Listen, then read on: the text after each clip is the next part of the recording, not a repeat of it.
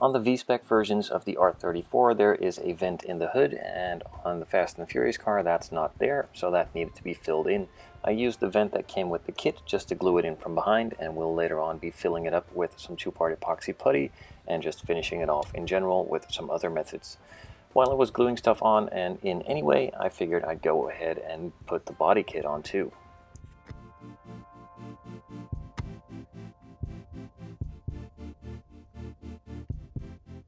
In order to mount the side skirts, I added a couple of extra tabs with some normal styrene sheet just to hold it in place a bit better and make it a lot sturdier. The rear bumper needed a little bit of finessing just to fit and make the panel gap look great, so that was done with a sanding stick and a couple of test fits, and then that could be glued in place as well. Once it was glued in place, I added some extra tabs just like on the side skirts just to make it a lot sturdier and also a lot stronger in the end.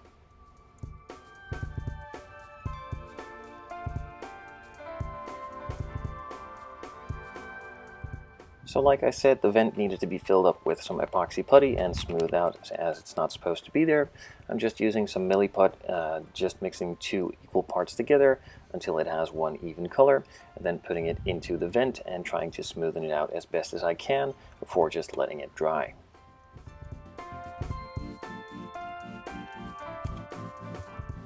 With it all the way in there, I could just smoothen it out with a bit of water and my finger, as that helps to smoothen it out a lot more and doesn't leave as many rough edges. On the rear trunk there are also a couple of holes for the original spoiler. This will of course be replaced with the one from the USCP kit that is supposed to be on the Fast and Furious car, so those holes needed to be filled in as well. When using epoxy putty, I always like to save a piece so that the next day I can check if it's fully hardened or not. So after about 24 hours the putty has fully hardened, and I need to sand it smooth with the rest of the hood and have it at the same height.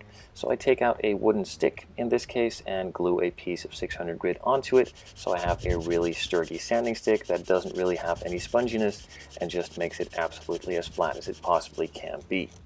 Some of the logos on the trunk needed to be removed as the movie car doesn't have these, so these were first marked with a permanent black marker to show where they are and also show the progress during the sanding. The more of the black is removed, the more of the logo is of course removed, and once the black is all the way gone, so should all of the emblems and logos be too.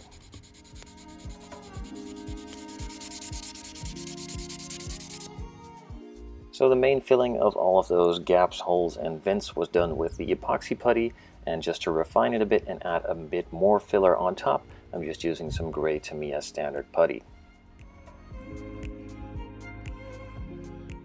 While that is setting up, I moved on to scribing out all the panel lines. They were pretty good from factory already, but a little bit of scribing doesn't hurt, so I just took out the Tamiya engraving blade and the engraving blade holder and scribed out all of the lines just to make them a bit deeper and in some cases a bit wider as well.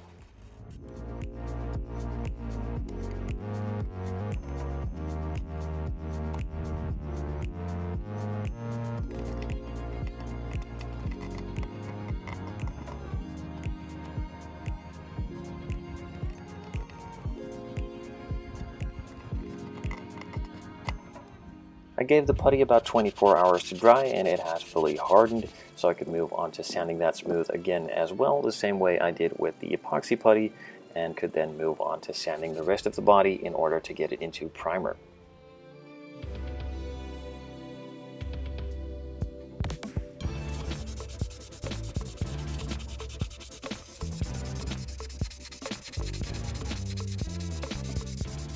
So since I've done some body work and filling of some of the areas, I wanted to put it into some epoxy primer first.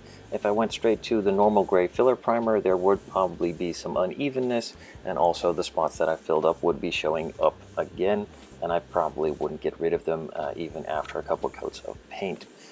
So since we don't want them back, I'm using the epoxy primer. This is pretty much a sprayable filler on the entire body. I'm just using one coat, mixing it according to the ratios on the packaging, just like you would with the 2K clear. I'm just spraying it over the entire thing and then letting it cure for about 24 hours.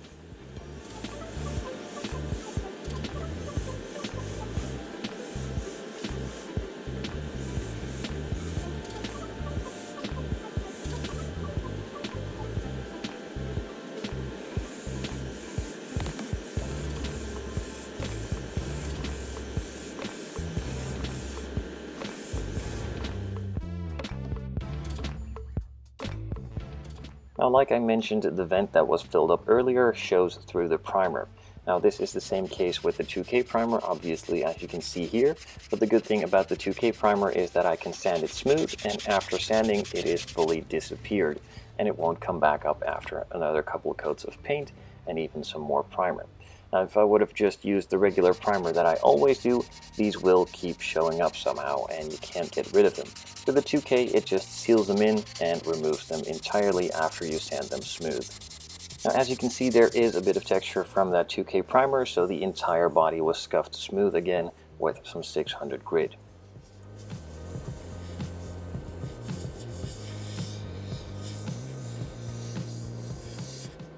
Now, before I move on to the main body color, of course, I need to again go over it with some gray primer as per the instructions from Zero Paints. If you use the 2K primer, then you need to go over it again with some gray primer or some white primer before you move on to the regular steps of painting. So that is, of course, what I'm doing, going over the hard to reach easy to forget spots first, and then giving the rest of the body a general couple coats as well.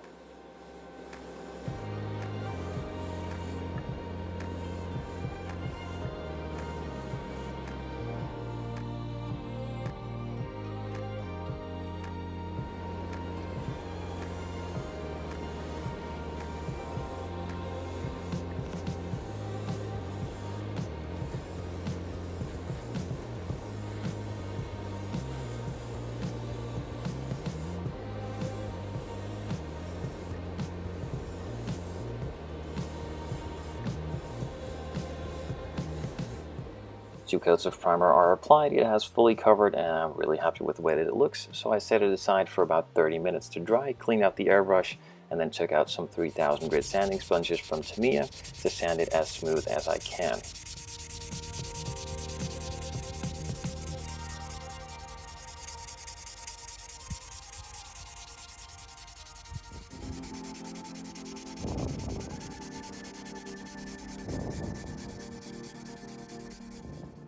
The entire body has now been sanded, it is nice and smooth and ready for paint.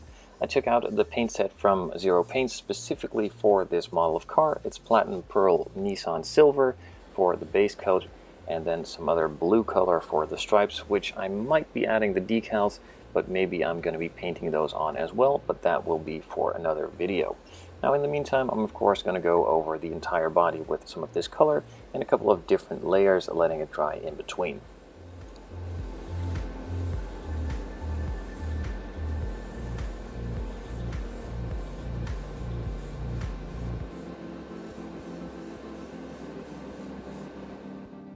The first coat is on, it's going really smooth as usual with silver, it's covering really well, so I'm just going to go over it with a second coat in the same way I did the first, and then a third one just to be sure that I didn't miss anything and make absolutely certain that everything is nice and smooth over the entire body and has a good finish.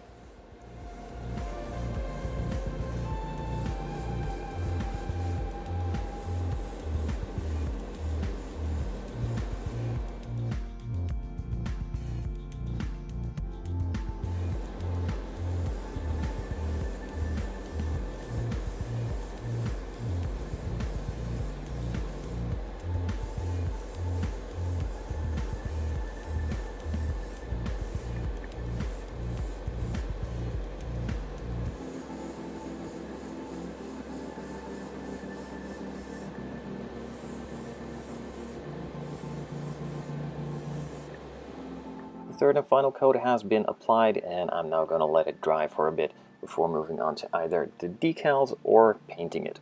I'm leaning towards painting, as that does give it the original look, as the decals aren't 100% correct, though the decals are of course a lot easier and a bit more precise. So I'm going to go over that in the next couple of days, and I'll see you in the next one.